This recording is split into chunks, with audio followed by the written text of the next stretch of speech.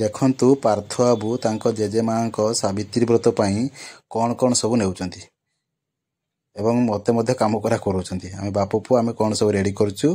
ମା ସାବିତ୍ରୀ ବ୍ରତ କରିବେ, ମା ଏବଂ ଝୁନୁ 2 ଜଣ ସାବିତ୍ରୀ ବ୍ରତ କରିବେ। ସେଥିପାଇଁ ଆମେ କ'ଣ ନେଉଛୁ। ଫ୍ରାଇଂ କିସ୍ କେମିତି କରୁଛନ୍ତି ଦେଖୁଛନ୍ତି ତ। ଦେଖନ୍ତୁ ଏସବୁ ବାଡ଼ିରୁ ସବୁ ଆମେ ତୋଳିଛୁ, ଗଛରେ ଚଢ଼ିକି ଗଛରୁ ଓହ୍ଲେଇକି ସବୁ ଆମେ ଏସବୁ ତୋଳିଛୁ, ଆଉ କିଛି ମାର୍କେଟରେ କିଣିଛୁ। ଦେଖନ୍ତୁ କ'ଣ ସବୁ ନେଇକି ପାର୍ଥ ବାବୁ ଯାଉଛି ତାଙ୍କ ଜେଜେମାଙ୍କ ସାବିତ୍ରୀ ବ୍ରତ ପାଇଁ। ଆପଣ ଫୁଲ୍ ଭିଡ଼ିଓ ଦେଖିଲେ ସବୁ ଜାଣିପାରିବେ। ଦେଖନ୍ତୁ ପାର୍ଥ ବାବୁ ଏବଂ ମୁଁ ତାଳ ଗଛରୁ ଆମେ ତାଳ ଦେଖନ୍ତୁ କେମିତି ହେଇଛି। ତାଳ କାନ୍ଧି ଆମେ ଆସିଲୁ ଏବଂ କାଟିକି ଆମେ ତାକୁ ନେଇକି ଯାଉଛୁ। ଦେଖନ୍ତୁ ମୁଁ କେମିତି ନେଇକି ଆସିଛି ତାଳ ସଜ, ଏବଂ ତା ସହିତ ପାର୍ଥ ବାବୁ ମଧ୍ୟ ଗୋଟିଏ ତାଳ ଧରି ଚାଲିଛି ମୋ ସହିତ। ବାପା ଚାଲ ଚାଲ ଚାଲ ଚାଲ, ଏପଟେ ଆସ ଏପଟେ ଆସ ଏପଟେ ଆସ। ଖାଲି ଗାଡ଼ି ଏପଟେ ସେପଟେ ପଳାଉଛି। ଏପଟେ ଆସ ଏପଟେ ଆସ ଆସ ଆସ। ଦେଖ ଏସବୁ ପତ୍ର ସବୁ ରଖାହେଇଛି। ଆମେ ସବୁ ପତ୍ର ଗୁଡ଼ିକ ଫିଲ୍ଅପ୍ କରି ବିଭିନ୍ନ ଫଳମୂଳ ସଂଗ୍ରହ କରିକି ଆମ ବାଡ଼ିରେ ଯାହା ସବୁ ଅଛି ଆମେ ସବୁ ଦେଖନ୍ତୁ କିପରି ଆମେ କେଉଁ ଫଳ ଆମ ବାଡ଼ିରେ ଫଳିଛି, କ'ଣ ସବୁ ଅଛି। ପାର୍ଥ ଏବଂ ମୁଁ ଆଜି ସଂଗ୍ରହ କରୁଛୁ। ପାର୍ଥ ବାବୁର ମା ମାନେ ମୋ ୱାଇଫ୍ ଝୁନୁ ଏବଂ ମୋ ମା ମାନେ ପାର୍ଥ ବାବୁଙ୍କର ଜେଜେମା କ'ଣ କରୁ। ଦେଖନ୍ତୁ ଖଜିର କୋଳି ପେନ୍ଥା ସବୁ ଅଣା ହେଇଛି। ସାବିତ୍ରୀ ବ୍ରତ ସେମାନେ କରିବେ, ଆମେ ତାଙ୍କ ପାଇଁ ଫଳ ସଂଗ୍ରହ କରୁଛୁ। କାଲି ସାବିତ୍ରୀ ବ୍ରତ ଅଛି, ଆଜି ଆମେ ଫଳ ସଂଗ୍ରହ କରୁଛୁ। ଦେଖନ୍ତୁ ଏ ଆମର ଖଜିର କୋଳି ପେନ୍ଥା କିଛି ପାଚି ପଡ଼ିଛି, ଖସି ଯାଇଛି କିଛି, ଏବଂ ସେ ନେଇପାରୁନି ବୋହିକି, ଓଜନ ଅଛି ବୋଲି। ଏବଂ ଦେଖନ୍ତୁ ଇଏ ହେଉଛି 12 ମାସି ଅତା, ଯାହାକି ଆମ ବାଡ଼ିରେ ବର୍ଷକୁ 2 ଥର ଫଳେ, ଏବଂ ଯେହେତୁ ପୂଜା ଲାଗିବ ତେଣୁ ଆମେ ନେଉଛୁ ସେଥିପାଇଁ। ଆଉ ଦେଖନ୍ତୁ ଇଏ ହେଉଛି ପଣସ। ପାର୍ଥ ବାବୁ ଦେଖୁଛି ପାଚିଛି ନା ନାହିଁ। ଯଦି ପାଚିଥାନ୍ତା ଆମେ ନେଇଥାନ୍ତୁ, ପାଚି ନାହିଁ ତେଣୁ କଞ୍ଚା ଅଛି ଥାଉ।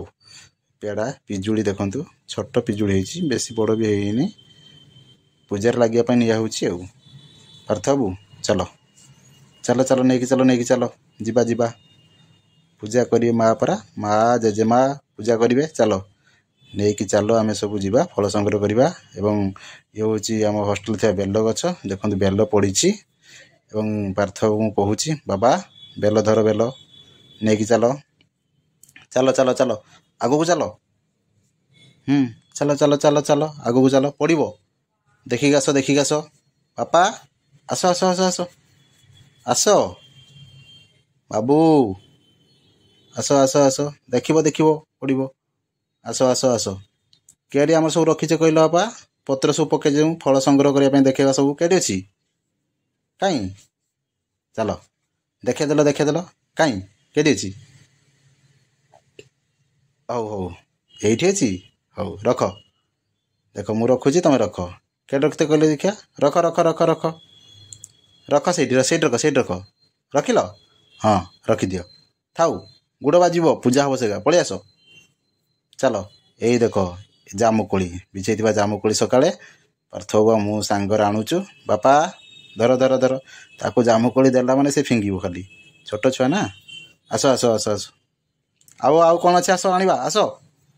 ଆଉ କ'ଣ ଅଛି ଦେଖନ୍ତୁ, ତାଳସଜ, ତରଭୁଜ, ଦେଖନ୍ତୁ ଏଇଟା ଖଜିର କୋଳି, ଏଗୁଡ଼ା ସବୁ କିଣା ସବୁ ସେଉ, ଏସବୁ କିଣା ହେଇଛି। ଆଉ କିଛି ଯେଉଁ ବାଡ଼ିର ଆମେ ସଂଗ୍ରହ କଲେ ଆପଣ ଦେଖିପାରିଲେ। ଫ୍ରାଇଂ କିସ୍, କି ଫ୍ରାଇଂ କିସ୍ ବାବୁ, ନମସ୍କାର। ହଁ ନମସ୍କାର ବାବା। ଗୋଡ଼ ବାଜିବ, ସାଇଡ଼ କର ଗୋଡ଼କୁ, ଦେଖିବ। ଏଇ ଗଛର ପାଚିଲା ଆମ୍ବ, ଜାମୁକୋଳି, ପେଡ଼ା, ପିଜୁଳି, ବେଲ, ଖଜିର କୋଳି, ଦେଖନ୍ତୁ ଆହୁରି କେନ୍ଦୁ ହେଲା। ଏସବୁ ଜିନିଷ ଇଏ ହେଉଛି ଦେଶୀ କଦଳୀ, ଇଏ ହେଉଛି ଆମର ଆତ, ଯେଉଁଟା 12 ମାସି ଆତ। ଏସବୁ ଜିନିଷ ଆମେ ସଂଗ୍ରହ କରିଛୁ। ଏସବୁ ଝୁନୁ ଏବଂ ସପୁରି ପଣସ, ଝୁନୁ ଏବଂ ମୋ ମା ବା ପାର୍ଥ ବାବୁଙ୍କ ଜେଜେମା 2 ଜଣ ଆମର ସାବିତ୍ରୀ ବ୍ରତ କରିବେ, ଏବଂ ସେଥିପାଇଁ ଆମେ ଫଳ ସଂଗ୍ରହରେ ଲାଗି ପଡ଼ିଥିଲୁ ଆଜି। ଏତିକି ଆଜି ଆମେ ସଂଗ୍ରହ କରିକି ରଖିଲୁ। ଏବେ ବାପା ଯେତେବେଳେ ଜାଣିଲେ ଯେ ମୋ ବାଡ଼ିରେ ବଢ଼ିଆ କଦଳୀ ଗଛ ହେଇଛି, ବାପା ଆସିକି ଲଗେଇଥିଲେ ପ୍ରଥମେ ଏଇଠି କଦଳୀ ଗଛ ଦୁଇଟା କଦଳୀ ଗଛରୁ ପ୍ରଥମ ବର୍ଷ ଆର ବର୍ଷ ଆମେ ଛୁଟିରେ ପଳେଇଥିଲୁ ତ କଦଳୀ ଛୋଟ ହେଇକି ମରିଗଲା। କଦଳୀ ଗଛରେ କଦଳୀ ଧରିଲା, କିନ୍ତୁ ତାକୁ ଆମେ ବଞ୍ଚେଇ ପାରିଲୁନି, ଏତେ ଖରା ହେଲା। କିନ୍ତୁ ଏଥର ଆମେ ରହିଛୁ ଯେହେତୁ ପାଣି ଦେଇକି ଭଲସେ ଆରାମସେ ଗଛ ବଢ଼ିଛି। 2ଟା କଦଳୀ ଗଛରୁ 10ଟା କଦଳୀ ଗଛ ହେଇଛି। 10ଟାରୁ 2ଟା କଦଳୀ ଗଛ ବଡ଼ ହେଇକି ଦେଖନ୍ତୁ କିପରି କଦଳୀ ଧରିଛି। ଆପଣ ତ ଆଗ ଭିଡ଼ିଓରେ ଦେଖିଥିବେ ଯେ ଆମ କଦଳୀ କେମିତି ଧରିଥିଲା। ଏବେ ବାପା କହିଲେ ମୋ ପାଇଁ ତ ବଢ଼ିଆ ତୁ କ'ଣ ନା ମାଟି ନାହିଁ, କେବଳ ଖାଲି ଗୁଡ଼ି ମାଟିରେ କଦଳୀ ତୋର ବଢ଼ିଆ ଫଳୁଛି। ମୋତେ 2ଟା କଦଳୀ କାନ୍ଦିରେ ବଢ଼ିଆ ହେଇଛି, ତ ମୋତେ ଗୋଟେ କଦଳୀ ଗଛ ଆସିଲା ବେଳେ ନେଇଆସିବ। ସେଥିପାଇଁ ମୁଁ ଦେଖନ୍ତୁ ଗୋଟେ କଦଳୀ ଗଛ ବାପାଙ୍କ ପାଇଁ ନେଇଯାଉଛି, କାରଣ ଘର ବାଡ଼ିରେ ଲାଗିବ କଦଳୀ ଗଛଟା। ଏଇଟା ସିଙ୍ଗାପୁରୀ କଦଳୀ, କିନ୍ତୁ ବଢ଼ିଆ କଦଳୀ କାନ୍ଦି ଦେଖିଲେ ପୁରା ମନ ଖୁସି ହେଇଯିବ। 2ଟା କଦଳୀ କାନ୍ଦି ପଡ଼ିଛି ଏବଂ ଆହୁରି ଛୋଟ ଗଛ ଗୁଡ଼ିକ ଆହୁରି ଲଗେଇବି ଅଲଗା ଆଡ଼େ। ଏବଂ ତା ସହିତ ଖାଇବା କଦଳୀ, ଯେଉଁଟା ଆମର ପରିବା କଦଳୀ, ପୂଜା କଦଳୀ, ସେଗା ବି ଲାଗିଛି। ଆପଣଙ୍କ ଆଉ କେଉଁଠି ଭିଡ଼ିଓରେ ଦେଖେଇଦେବି କେତେ କଦଳୀ ଗଛ ମୋର ଲାଗିଛି। ଦେଖନ୍ତୁ ବର୍ତ୍ତମାନ ତାକୁ ଯେହେତୁ ମୁଁ ତାଡ଼ିଦେଲି, ପାଣି ପଶି ପଚିଯିବ, ସେଥିପାଇଁ ତାକୁ ଟିକେ ପୋତି ଦେଉଛି। ଏବଂ ମୁଁ ଯେମିତି କରୁଛି ଦେଖିବେ ପାର୍ଥକ୍ୟ ମଧ୍ୟ ସେଇଭଳିଆ ସେ କରିବେ। ମୋତେ ସବୁବେଳେ ସେ ଫଲୋ କରୁଛନ୍ତି। ମୁଁ ଯାହା କରିବି ସେ ଅନୁକରଣ ସବୁବେଳେ ମୋତେ କରିବେ। ବାବା କ'ଣ କରିବ? ଦେଖନ୍ତୁ ମୁଁ ପକେଇଲି ମାଟି, ସେ ମଧ୍ୟ ମାଟି ପକେଇଦେବେ।